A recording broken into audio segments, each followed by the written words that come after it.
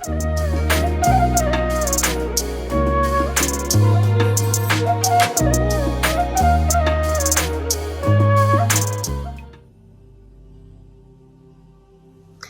शिवा जय माता दी। पुनः स्वागत है आप सभी का। हमारा उत्तम विषय ले लेते हैं केतु कुंडली कष्टों से संपूर्ण मुक्ति। यह इसका तीसरा भाग है वीडियो का और यह अंतिम भाग है। अब सबसे पहले आपने क्या करना है, आपकी जो लगन कुंडली है उसमें केतु बाबा जहां बैठे हुए हैं, जैसे हमारी चंद्र कुंडली होती है उसी प्रकार से हमने केतु कुंडली बना लेनी है। जैसे कि यह कुंडली आपके सामने बनी हुई है, इसमें केतु बाबा लगन में बैठे हुए हैं। जो राशि पड़ती है, जो ग्रह पड़ते हैं उसके अनुसार से एक नई कुंडली बना लेंगे, इसको कहेंगे केतु कुंडली। अब हमारे को क्या ध्यान रखना है, हमारा जो विषय है उसमें हर प्रकार की सुख और समृद्धि की प्राप्ति के लिए हमारे को 5 ध्वजा लगानी है। किस रंग की लगानी है, कहाँ पर लगानी है, उससे क्या होगा, किस किस फल की प्राप्ति के लिए लगानी है, क्या एक साथ लगानी है या कुछ कुछ समय के अंतराल के पश्चात लगानी है, उसको बहुत अच्छे से समझ लेते हैं। केतु जब कुंडली आप बनाएंगे उसमें केतु जो लगन होगा तो यहाँ पर केतु बाबा जहाँ बैठे हैं उसको ध्यान में रखते हुए 4 प्रमुख दृष्टियां आती हैं। सबसे पहले केतु लगन से दृष्टि आएगी पंचम भाव पे, यानी कि पंचम दृष्टि, 7वीं दृष्टि, 9वीं दृष्टि और फिर एक स्टेप पीछे देखते हैं क्योंकि वक्री है, और द्वादश भाव पे दृष्टि डालेंगे, यानी द्वादश दृष्टि आएगी। अब बहुत सरल सा नियम है और इसके पश्चात आपको बहुत ज्यादा सफलता देखने को मिलेगी। यह उपाय इतना अच्छा है कि ये आपकी जो पहुंच है बहुत सारे क्षेत्रों में वहां तक आपको बचाना शुरू कर देगा, यानी इस उपाय के माध्यम से प्रसिद्धि भी मिलनी शुरू हो जाएगी, यानी ये सूर्य को भी इंप्रूव कर देगा ये ध्वजा वाला उपाय। सबसे पहले जो हमारे को पहली ध्वजा लगानी है वह लगानी है हमारे घर के ऊपर। तो उसको कैसे देखना है कि केतु बाबा जहां बैठे हुए हैं, अगर इनके साथ केवल एक ग्रह बैठा हुआ है तो वो ग्रह इसमें से होगा। 9 ग्रह है ना, उनमें से एक ग्रह होगा। अब जो ग्रह एक होगा उसका यहां पर रंग लिखा हुआ है। मंगल है लाल, शुक्र है क्रीम, बुध है हरा, चंद्रमा है सफेद, सूर्य है पीला, बुध फिर हरा, राशि के हिसाब से शुक्र क्रीम, मंगल लाल, गुरु के लिए भगवा आ जाएगा, शनि के लिए नीला या काला आ जाएगा। उसके पश्चात फिर नीला या काला शनि बाबा के लिए, कुंभ राशि के जातकों के लिए, और जो लास्ट में अंतिम बचेंगे गुरु बाबा हमारे मीन राशि, तो वहां पर भी भगवा। तो यहाँ पर यह देखिए कि यहाँ पर जो एक ग्रह बैठा हुआ है, अगर एक से ज्यादा बैठे हुए हैं तो क्या करना है, और कोई ग्रह नहीं बैठा हुआ तो क्या करना है। सबसे पहले अगर कोई एक ग्रह बैठा हुआ है तो उस रंग को देख लेना आपने उस ग्रह के हिसाब से। अगर कोई ग्रह नहीं बैठा हुआ हो या 2 ग्रह बैठे हुए तो क्या करना है, तो आपने देखना है कि केतु लगन में राशि कौन से नंबर की पड़ती है। यह राशि होगी 1 से लेकर 12 नंबर तक। उसके पश्चात फिर प्लैनेट आ जाएगा, स्वामी आ जाएगा और आपने रंग ले लेना है। केतु बाबा का जो झंडा होगा वो तिकोना होना चाहिए, 3 कोने वाला होना चाहिए। घर की छत पे आपने लगाना है, रूफ पे लगाना है, लेकिन यह नियम ध्यान रखिएगा कि घर पे जो ध्वजा लगाओगे वह सामने की तरफ लगानी है, यानी आपकी बिल्डिंग का जो फ्रंट है, मकान का फ्रंट है, वहां पर लगाना है। जो झंडे की ऊंचाई होगी आपकी, जहां पर बिल्डिंग में मलकियत है, तो झंडे की ऊंचाई वाला जो हिस्सा है उससे ऊपर घर की कंस्ट्रक्शन का कोई भी हिस्सा नहीं होना चाहिए। ऐसा नहीं होना चाहिए कि आपने छत के ऊपर रेलिंग पे उसको बांध दिया और उसके ऊपर जो है मोंटी बनी हुई, फिर उसके ऊपर टंकी रखी हुई है, तो टंकी आपके झंडे से ऊंची हो जाएगी, फिर ये उपाय बहुत अच्छे से कार्य नहीं कर पाएगा। तो यहाँ पर पहला झंडा लगेगा आपके घर की रूफ के ऊपर। दूसरा झंडा क्यों लगाना है, कहाँ लगाना है, दूसरे झंडे के लिए भी नियम है, बिल्कुल सेम है। या तो यहां पर एक ग्रह बैठा हुआ हो, केवल सिंगल, तो हमारे को वो ग्रह चुन लेना है। जो भी ग्रह बैठा हुआ तो हमने राशि नहीं देखनी है। ग्रह अगर नहीं बैठा हुआ हो तो हमने राशि देखनी है, या दो या दो से अधिक ग्रह बैठे हुए हो तो हमने राशि देखनी है। यानी सिंगल ग्रह अगर यहाँ पर बैठा हुआ है, पंचम दृष्टि में सिंगल ग्रह आ रहा है, तो ग्रह चुन के, रंग चुन के झंडा तैयार करवा लेना है। और अगर जो है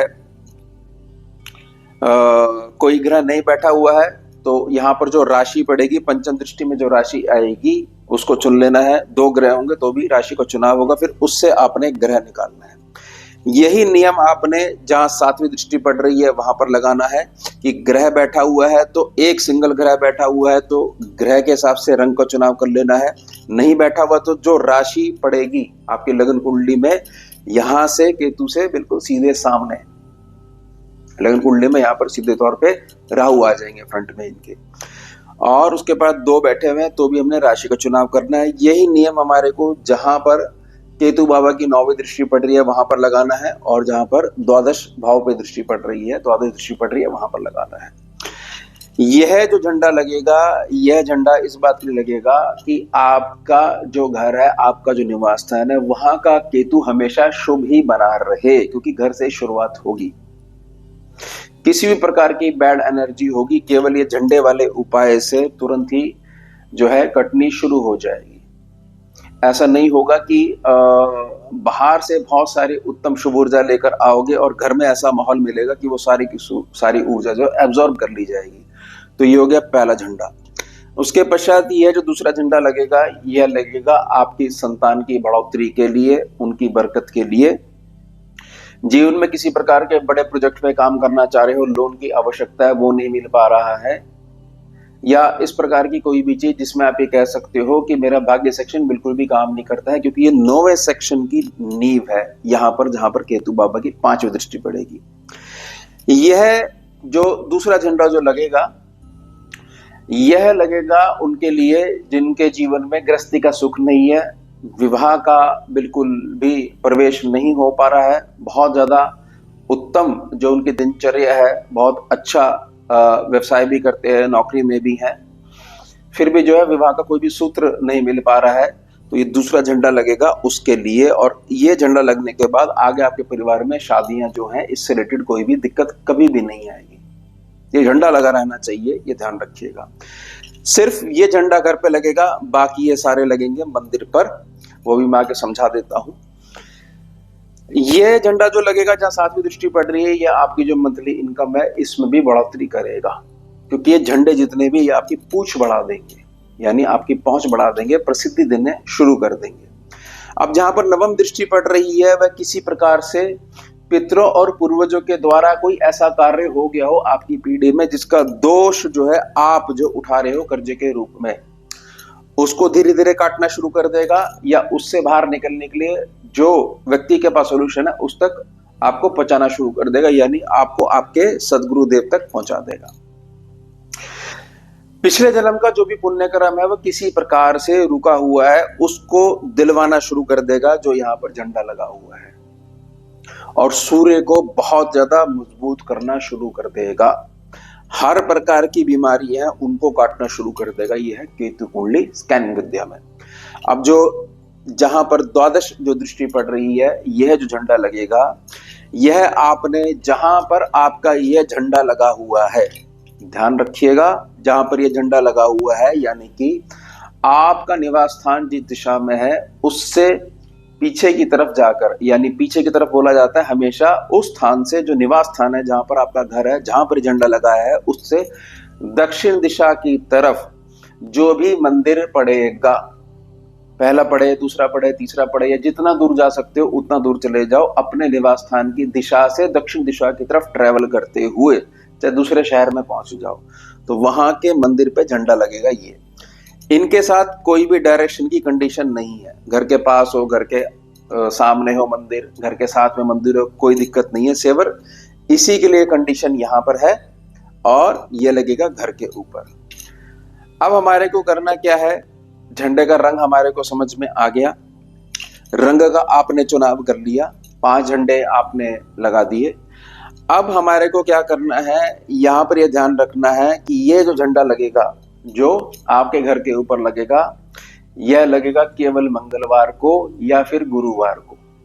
इस बात का बहुत अच्छे से ध्यान रख लीजिएगा। राहु काल देख लीजिएगा, नहीं तो अभिजीत मुहूर्त है, तो उसमें ही बहुत अच्छे से, बड़े प्यार से, श्रद्धा से झंडा लगा लीजिएगा। और ये लगा ही रहना चाहिए। इसकी मेंटेनेंस भी आपने देखनी, ऐसा नहीं कि फट गया थोड़ा समय बाद।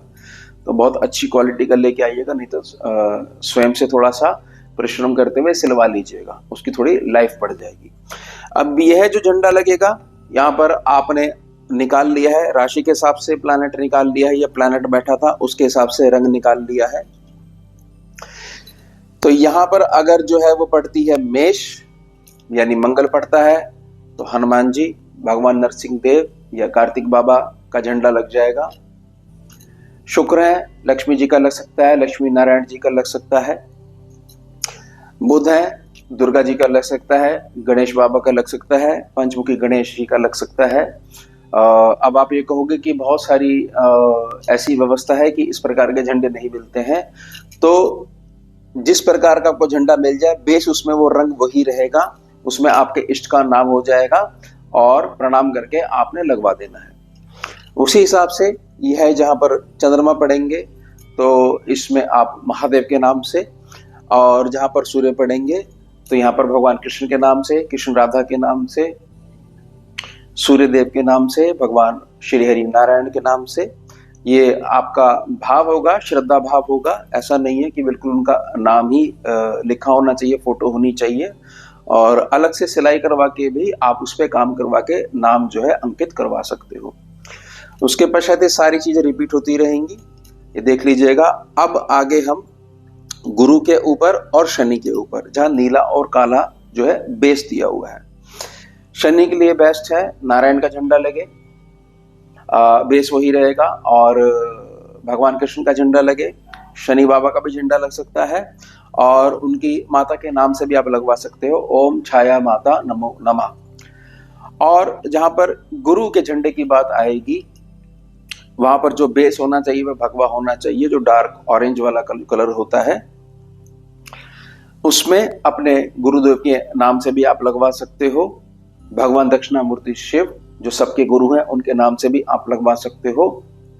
भगवान नारायण है, पालन करता है, उनके नाम से भी आप लगवा सकते हो। सबसे बेस्ट रहेगा कि जो आपके इष्ट हैं उन्हीं को गुरु रूप में स्वीकार करते हुए, कि मैं गुरु रूप में आपको प्रणाम करते हुए यह ध्वजा मंदिर की सबसे ऊंची चोटी पर जो कलश होगा उसके ऊपर लगवा रहा हूं।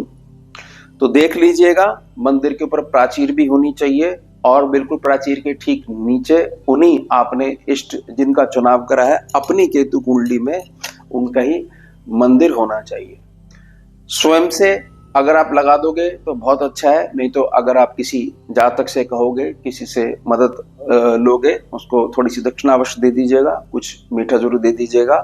और जब ये झंडे, तीनों झंडे 1 2 3 ये लग रहे होंगे, और ये वाला झंडा भी लग रहा होगा, ये तो खैर आप अपने आप ही लगाओगे घर पे, तो आपने यह झंडे जमीन से लेकर ऊपर कलश के ऊपर लहराने तक का जो समय अवधि होगी जिसमें कि झंडा लगेगा, तब तक आपने इसको, यहाँ जो ये 4 झंडे होंगे, इसकी जो समय अवधि होगी उसमें वहां पर मौजूद रहना है, जिसकी भी केतु कुंडली आपने बनाई है।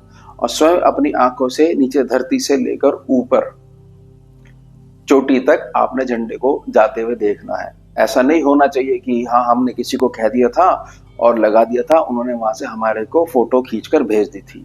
तो ये हो गया हमारा उपाय। बहुत अगर समृद्धि चाहिए, उपलब्धि चाहिए, प्रसिद्धि चाहिए, पूछ चाहिए, एक प्रकार से बहुत सारे उपाय कर करके थक चुके हो, तो केतु कुंडली के जो तीनों भाग है इसको देख लो, और इसमें जो उपाय बताए हैं वो करने शुरू कर दो। धीरे धीरे अपने आप मार्ग जो है खुलने शुरू हो जाएंगे। किसी प्रकार की कोई भी आपका प्रश्न हो, कमेंट सेक्शन के माध्यम से आप पूछ लीजिएगा। केतु कुंडली हमेशा उन लोगों के लिए लाभदायक रहती है, तीनों भागों को ध्यान में रखते हुए मैं आपको बताना चाह रहा हूं कि उनकी बहुत ज्यादा शुद्ध भावना भी है, कर्म भी बड़े श्रेष्ठ हैं, लेकिन उनको प्रारब्ध ने रोका हुआ है। अब जहां पर प्रारब्ध ने आपको रोक लिया है तो वहां पर केतु बाबा की कुंडली बनाकर उनसे संबंधित उपाय करने ही पड़ेंगे, अदरवाइज जो है संघर्ष बहुत ज्यादा हो जाएगा। तो ये हो गया हमारा उत्तम विषय। मिलते हैं आपसे अगले भाग में नए विषय के साथ। जुड़िए और जोड़िए। ओम शिवा, जय माता।